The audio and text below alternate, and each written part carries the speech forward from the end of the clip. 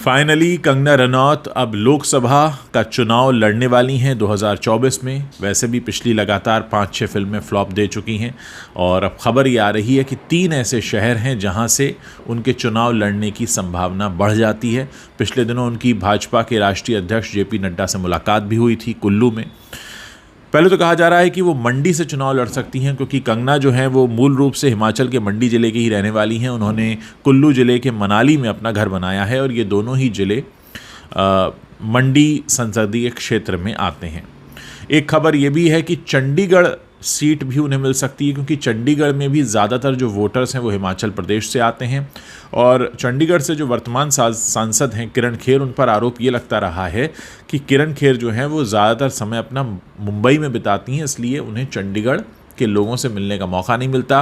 और इसकी एक वजह ये भी है कि कंगना ने चंडीगढ़ के पास एक कोठी भी खरीदी है और वो अपने शुरुआती दिनों में जब वो संघर्ष कर रही थी तो वो चंडीगढ़ में रह भी चुकी हैं। और तीसरा जो शहर है जिससे संभावना जताई जा रही है वो है मथुरा। मथुरा से इस समय हेमा मालिनी सांसद हैं और अब ये कहा जा रहा है कि हेमा मालिनी को रिप्लेस कर सकती हैं कंगना रनौत। तो ये 3 शहर हैं, चंडीगढ़, मथुरा और मंडी। तो हो सकता है इनमें से किसी एक में मौका मिल जाए।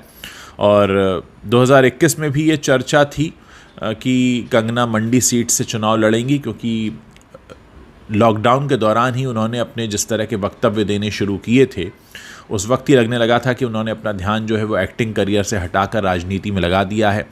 उसके बाद उन्हें सुरक्षा भी मिल गई, फिर फिल्में भी फ्लॉप होने लगीं, फिर ऐसा लगने भी लगा कि शायद अब उनका फिल्मी करियर ख़त्म हो गया। और हाल ही में जब इमरजेंसी फिल्म उनकी आने वाली थी और उसकी जब डेट पोस्टपोन की गई, ये कहा गया कि डेट इसीलिए पोस्टपोन की गई है क्योंकि कंगना अच्छे से जानती हैं कि लोग इस समय उन्हें स्क्रीन पर एक्सेप्ट नहीं करेंगे। अब पूछने वाला सवाल ये है कि जिनको स्क्रीन पर एक्सेप्ट नहीं किया जा रहा, क्या उन्हें राजनीति में एक्सेप्ट किया जाएगा? क्योंकि कंगना बार बार कहती रही हैं कि जो मेरी फिल्म न देखे वो देशद्रोही है। तो कहीं वो ये ना कहने लगें कि जो मुझे वोट नहीं देगा वो देशद्रोही है, क्योंकि उनकी देशद्रोही की जो परिभाषा है वो बड़ी अलग मालूम पड़ती है कि अगर कोई उनकी फिल्म देखने ना जाए तो वो उसको सीधे देश से जोड़ देती हैं। पिछले दिनों उन्होंने ये भी बयान दिया था कि 2014 में ही हमें सही मायने में आज़ादी मिली। तो इस तरह के कई सारे ऐसे बयान आए हैं। अब सवाल ये है कि क्या इस देश के लोग या उनकी संसदीय क्षेत्र के लोग ऐसी भावना रखने वाले किसी प्रत्याशी को अपना सांसद बनाना चाहते हैं या नहीं, उन पर डिपेंड करेगा।